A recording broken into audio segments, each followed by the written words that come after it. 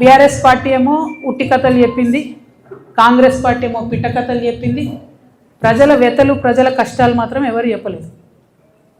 ఇక BRS party సభ అయితే జగిత్యాల్లో 75 సంవత్సరాల కురు వృద్ధుని రాజకీయ నాయకుని చేర్చుకొని మరి ఈ సభతోని మీకే 25 సంవత్సరాలు తగ్గిపోయినాయి, మీరే నవయువకుడు, మీరే అద్భుతంగా రాజకీయం చేయాలని చెప్తే మరి తెలంగాణలో ఉన్న యూత్ అంతా చచ్చిపోయిందా, బతుకున్నారా, వాళ్ళ ఫ్యూచర్ ఏంది, వాళ్ళ కథ ఏంది నాకైతే అర్థమవుతుంది. అందుకే నేను ఇన్వైట్ చేస్తున్నా. మేము కొత్తగా పెట్టబోయే పార్టీలో యూత్కి మంచి అవకాశాలు ఉంటాయి కాబట్టి యంగ్ పార్టీగా ఉండేటటువంటి కొత్త చేంజ్ తీసుకొచ్చే పార్టీ వైపు ప్రజలు చూడాలని చెప్పి నేను రిక్వెస్ట్ చేస్తూ ఉన్నా. ఎట్ ద సేమ్ టైం మీరు బీఆర్ఎస్ పార్టీ పెట్టినటువంటి సభను అబ్జర్వ్ చేసినట్టయితే కేంద్ర ప్రభుత్వాన్ని పల్లెత్తు మాట అనలేదు. జాతీయ పార్టీని అని చెప్పుకునేటటువంటి పార్టీ ఇవాళ దేశవ్యాప్తంగా చర్చ అవుతున్న అంశం ఏంది? మహిళా బిల్లు, డీలిమిటేషన్. ఈ రెండిటి మీద కనీసం పల్లెత్తు మాట అనలేదు. ఆడబిడ్డలకు ఒక భరోసా ఇవ్వలేదు. రాజకీయంగా మీరు ముందుకు రావడానికి మేము నిలబడి ఉంటాం, మీకు అండగా ఉంటాం అనే భరోసా ఇవ్వలేదు. అంటే ఆ పార్టీలో ఆడబిడ్డలకు ఎప్పుడు గౌరవం ఉండదు అనుకోండి, అది వేరే విషయం. కానీ చూస్తే మందేమనుకుంటారు అనడానికన్నా కనీసం మరి మహిళా బిల్లు పోయింది, మేము జాతీయ పార్టీ, దాని మీద మాకు విధానం ఉంటుంది, దీని మీద మేము పోరాటం చేస్తామన్న మాట కూడా బీఆర్ఎస్ పార్టీ మాట్లాడకపోవడం అన్నది నిజంగా శోచనీయం. ఇదైతే ఇంకొకటి ఏంటంటే గమ్మత్తు, ప్రజల్ని బ్లేమ్ చేయడం, ప్రజల్ని తప్పుపట్టడం. మా ఓటమికి మీరే కారణం, ఇక మీరు ఓటేసిరు తప్పు దిక్కు మీరు అనుభవించండి అని ఒక పక్క ప్రజలను తప్పుపట్టడం, ఇంకొక పక్క రాజకీయ పునరేకీకరణ పేరుతోని ప్రజలను తప్పుదోవ పట్టించడం. ఎవరండి ఈ జీవన్ రెడ్డి గారు? ఆనాడు వైఎస్ రాజశేఖర రెడ్డి ఉన్నప్పుడు ఉద్యమం కోసం రాజీనామా చేసి ముందుకెళ్తే 2 సార్లు ఉద్యమ నాయకత్వం మీద పోటీ చేసిందే ఈ జీవన్ రెడ్డి గారు. పచ్చి తెలంగాణ వ్యతిరేకి. రాజశేఖర రెడ్డి ఉంటే చాలు నాకు తెలంగాణ ఎందుకన్న వ్యక్తినా. అంటే రాజకీయ పునరేకీకరణ పేరుతోని తెలంగాణ వ్యతిరేక శక్తుల్ని తీసుకొచ్చి తెలంగాణ పునర్నిర్మాణ యజ్ఞం చేస్తామని చెప్తే ఇక ఒకటే అర్థమైంది నాకు, 1000 ఏళ్ళైనా బీఆర్ఎస్ పార్టీ మారదు.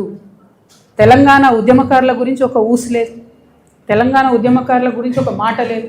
కాంగ్రెస్ ప్రభుత్వం తెలంగాణ ఉద్యమకారుల్ని మోసం చేస్తూ కేకే కమిటీ వేస్తామని కాలయాపన చేస్తే ఒక్క మాట కనీసం బిచ్చమెత్తుకుంటున్నారండి ఉద్యమకారులు. రేపు భిక్షాటన చేస్తారట. అవమానం అనిపిస్తుంది, కళ్ళకి నీళ్ళు వస్తున్నాయి, దుఃఖం వస్తుంది. పిడికిలెత్తి పోరాడినటువంటి నా ఉద్యమకారుల అన్నదమ్ములు బిచ్చమెత్తుకుంటారు ఇవాళ రోడ్ల మీద. మరి ఏం పునరేకీకరణ? వైఎస్ రాజశేఖర రెడ్డి కావాలన్న వాళ్ళతో పునరేకీకరణ. తెలంగాణ ప్రజలు, ముఖ్యంగా తెలంగాణ మేధావులు ఆలోచించాలని నేను కోరుతా ఉన్నా.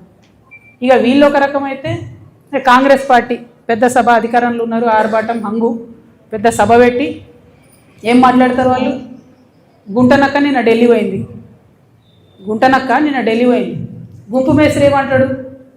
ఆ గుంటనక్క ఢిల్లీకి ఎందుకు పోయిందో నాకు తెలుసు, ఆర్ఎస్ఎస్ పెద్దల్ని కలవడానికి పోయింది, కాళేశ్వరం కేసులు ఏదో అవుతుంది అందుకే పోయింది. నాకు సంపూర్ణంగా కోర్ట్స్ మీద విశ్వాసం ఉందండి, నాకు సంపూర్ణంగా కోర్ట్స్ మీద వాళ్ళ జడ్జిమెంట్ మీద విశ్వాసం ఉంది.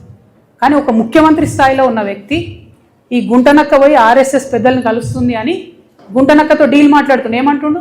నువ్వు చెప్తావా, నువ్వెవరు కలిసినావో నేను చెప్పాలనా? అరే నీకు తెలిస్తే నువ్వు చెప్పాలి కదా ప్రజలకు, నువ్వు ముఖ్యమంత్రివి కదా, నీకు బాధ్యత ఉంది కదా. అట్లా కాకుండా డీల్ మాట్లాడుతున్నాడు. నీకు తెలుసా, నాకు తెలుసు, నువ్వు ఎక్కడికి పోయినావో నేను చెప్తా. ఏం మాటలు ఇవి? అంటే ముఖ్యమంత్రి స్థాయిలో ఉన్నటువంటి వ్యక్తి కోర్టులలో ఉన్న తీర్పుల్ని ప్రభావితం చేయగలుగుతారు కొంతమంది అనేటటువంటి డైరెక్ట్గా మాట్లాడుతూ సంపూర్ణంగా రాజ్యాంగాన్ని, రాజ్యాంగబద్ధ సంస్థల్ని స్లైటన్ చేస్తూ ప్రజలకు ఏమాత్రం విశ్వాసం లేకుండా చేస్తున్నారు. అంతేకాకుండా ఏమంటాడు ఆయన? సేమ్ ఏదైతే ప్రజల పట్ల బీఆర్ఎస్ పార్టీ లెక్కలేనితనం ప్రదర్శిస్తుందో అదే లెక్కలేనితనాన్ని కూడా కాంగ్రెస్ పార్టీ ప్రదర్శిస్తే ఏమంటాడు ఆయన? నేను ప్రతిపక్షం లేకుండా చేస్తాను. నువ్వెవరు చేయడానికి? ప్రజలు కదా డిసైడ్ చేయాలి ఎవరు ప్రతిపక్షంలో ఉంటారు, ఎవరు అధికారంలో ఉంటారు, ఎవరికే పాత్ర ఉంటుంది. ప్రజలు కదా డిసైడ్ చేయాలి. వచ్చే 10 ఏళ్ళు నేనే అధికారంలో ఉంటా, 7 ఏళ్ళు ఉంటావు.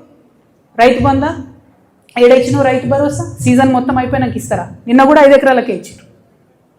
ఏమి ఇచ్చిండని? మీరు ఎందుకు అధికారంలో ఉంటారు? ఇల్లు కూడా కొట్టినందుకు అధికారంలో ఉంటారా?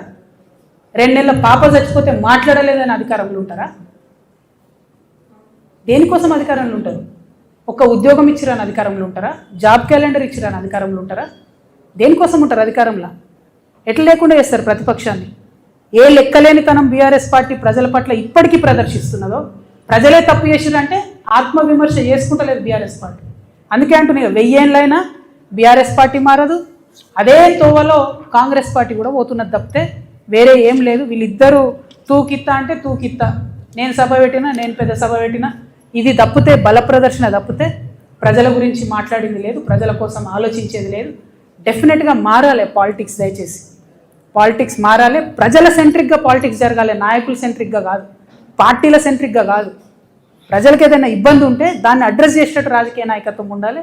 దానికోసమే ఈ రాష్ట్రంలో కొత్త రాజకీయ శక్తిగా మేము ఆవిర్భవించబోతా ఉన్నాం. 25వ తారీఖు నాడు ప్రజలందరినీ నేను రిక్వెస్ట్ చేస్తూ ఉన్నా, దయచేసి కథలు రండి, తరలి రండి. ఒక ఆడబిడ్డగా నేను ఒక ప్రయత్నం చేద్దాం అనుకుంటున్నా, ఒక కొత్త తరహా రాజకీయం చేద్దాం అనుకుంటా. ప్రజల కష్టాలు తీరేటట్టు, ప్రాబ్లం ఉంటే ఆహా ఉందా అని అక్నాలెడ్జ్మెంట్ కాదు, పరిష్కారం కోసం వెతికేటటువంటి పోరాట పటిమతో మీ దగ్గరికి వద్దాం అనుకుంటున్నా. ఒక ఆడబిడ్డగా వస్తున్నా, ఆశీర్వదించమని కోరుతూ సభను విజయవంతం చేయవలసిందిగా జాగృతి కార్యకర్తలకు, నాయకులకు పిలుపునిస్తూ యంగ్స్టర్స్కి, స్టూడెంట్స్కి, యూత్కి ప్రత్యేకించి వెల్కమ్ చెప్తూ సెలవు తీసుకుంటున్నాను. Thank you. జై తెలంగాణ.